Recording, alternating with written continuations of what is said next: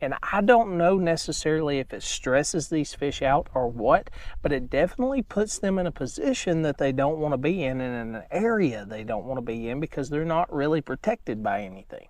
So my hypothesis is that these fish kind of get stressed out, maybe from boat traffic, all the fishing pressure throughout the summer and spring and all this stuff, and them being just in an area that they don't want to be necessarily, or in a like a hunting zone. Okay, they're in a hunting zone that they don't want to be in. They become very, very difficult to catch. Now, this does not mean that you cannot catch those fish. But what this means is if you go out on a day and you realize, hey, something's going on, I'm not catching these same fish, but there's a lot of fish around here. They're just kind of suspended and separated.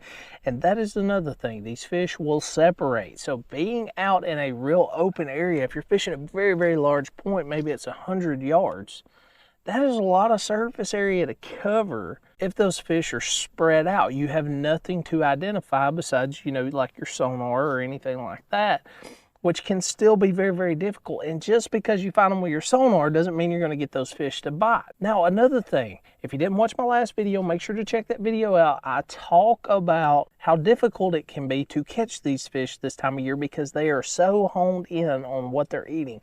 They are feeding, they are wanting to feed up for winter. They want to get fat and get healthy, but in between that and winter, you have that little funk in between that where, right before they start feeding really good, you'll notice like it's just like you can't really figure out what the fish are doing. It's typically because they're spread out. They've been schooled up all year and now they've kind of spread out.